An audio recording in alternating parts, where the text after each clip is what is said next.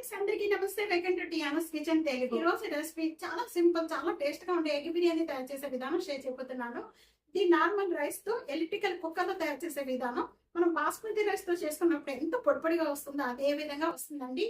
తప్పకుండా ఈ రెసిపీ ఎలా తయారు చేయాలి ఏంటని లాస్ట్ వరకు కూడా స్కిప్ చేయకుండా చూడండి. చాలా టేస్ట్ గా ఉండే ఎగ్ బిర్యానీ తయారవుతుంది.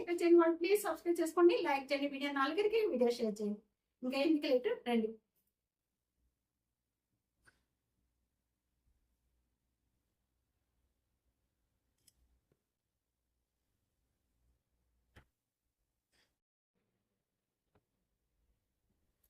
హాయ్ ఫ్రెండ్స్, ఎగ్ బిర్యానీ తయారు చేసుకోవడానికి ముందుగా ఎగ్స్ అన్ని కూడా నేను ఇలా బాయిల్ చేసి పెట్టేసుకున్నానండి. బాయిల్ చేసుకున్న ఎగ్స్ ని ఇలా హోల్స్ పెట్టేసుకోండి. అన్ని ఎగ్స్ కూడా 1/2 టేబుల్ స్పూన్ పసుపు, 1/2 table spoon salt, 1/2 table spoon red chilli powder. ఇవన్నీ వేసేసిన వెంటనే కూడా ఈ ఎగ్స్కి మసాలా అంతా కూడా ఈ విధంగా బాగా పట్టించేసేయండి. ఉప్పు కారం అంతా కూడా ఇవి వేయించుకోవాలి. ఎగ్ బిర్యానీ తయారు చేసుకోవడానికి ప్యాన్లో 4 టేబుల్ స్పూన్ ఆయిల్ వేస్తున్నాను. ఇక్కడ ఆయిల్ బాగా కాయిపోయిందండి. కాయిపోయిన వెంటనే కూడా ఇలా లాంగ్ గా పీసెస్ కట్ చేసిన పెద్ద కప్పుతో ఒక ఆనియన్స్ అన్ని వేయించేసుకుందాం. 1 కప్పు ఆనియన్స్ అనండి. 2 గ్లాస్ రైస్ కి 1 కప్పు ఆనియన్స్ ఇలా లాంగ్ గా పీసెస్ కట్ చేసేసుకొని ఈ ఆయిల్లో వేయించేసుకోండి. ఈ ఫ్రై ఆనియన్స్ ఎలా తయారు చేసుకోవాలి ఏంటి అనేది నేను ఒక షార్ట్ వీడియోలో పెట్టానండి. కావాలంటే కనుక ఒకసారి డిస్క్రిప్షన్ లో ఇస్తాను, చూడండి. గోల్డెన్ కలర్ వచ్చేంత వరకు కూడా వేయించుకోవాలి. ఇలా వేయించేసుకున్న వెంటనే కూడా ఇప్పుడు మొత్తం కూడా ఇలాగ స్టేనర్లో వేసేసుకోండి. ఎక్స్ట్రా ఆయిల్ అంతా కూడా మనకి సపరేట్ అయిపోతుంది. సేమ్ ఆయిల్ లోని ఇప్పుడు మనం మొత్తం కూడా మసాలా కలుపుకున్న ఎగ్స్ అన్ని కూడా ఆయిల్లో వేసేసి వేయించుకోవాలి. కొద్దిగా కలర్ చేంజ్ అయిపోయిన వెంటనే కూడా ఇదే బౌల్లో వేసేస్తున్నాను. మళ్ళా ఇప్పుడు సపరేట్ పెట్టేసుకోండి, ఉంచుకోవాలి. సేమ్ ఆయిల్లోనే ఇక్కడ కొద్దిగా ఒక 1/2 టేబుల్ స్పూన్ మిరియాలు, కొద్దిగా బిర్యానీ ఆకు, 2 యాలకులు, స్పైసెస్ అన్ని వేసుకుందాం. దాల్చిన చెక్క, మరాఠీ మొగ్గ, 4 లవంగాలు, 1 స్టార్, కొద్దిగా జాపత్రి, ఇవన్నీ కూడా వేసేసుకుందాం. తో పాటు కొద్దిగా జాజికాయ మాత్రం వేయడం మర్చిపోద్దండి. జాజికాయ ఫ్లేవర్ చాలా బాగుంటుంది బిర్యానీలోకి. ఇలాగ కొద్దిగా తురిమేసి వేసుకోండి. 1 కప్ అనేది ఉల్లిపాయ, 1/2 టేబుల్ స్పూన్ సాజీరా. ఇక్కడ ఇవన్నీ కూడా మీడియం ఫ్లేమ్లో పెట్టి బాగా కలుపుతూ వేయించుకోవాలి. ఆనియన్స్ ఈ విధంగా బాగా మగ్గిపోయిన వెంటనే కూడా ఇప్పుడు 1 tablespoon ginger garlic paste.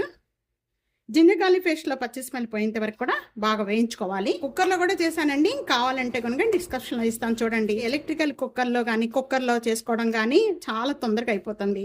అసలుకి చాలా టేస్ట్గా కూడా ఉంటుంది. ఫస్ట్ మంచి స్మెల్ వస్తుందండి వేయిపోయిన వెంటనే కూడా. అప్పుడు మనం ఇక్కడ ఒక మీడియం సైజు 2 టమాటాలు, ఈ టమాటాలు సాఫ్ట్ అయ్యేంత వరకు కూడా మగ్గించేసుకోవాలి. ఈ విధంగా సాఫ్ట్ అయిపోయిన వెంటనే ఇప్పుడు మసాలాలన్నీ కూడా యాడ్ చేసుకోండి. లో ఫ్లేమ్లో పెట్టుకొని మసాలాలన్నీ కూడా వేసుకోండి.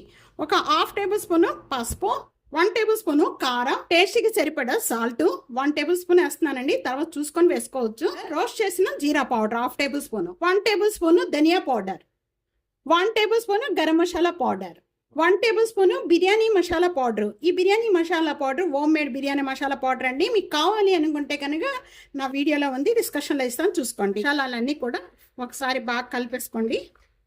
నేను మొత్తం కూడా మసాలాలన్నీ వేసిన వెంటనే ఇప్పుడు స్టవ్ బంద్ చేసేసానండి. 1 కప్పు పెరుగు వేస్తున్నాను. పెరుగు వేసిన వెంటనే కూడా ఒకసారి బాగా కలుపుకుందాము.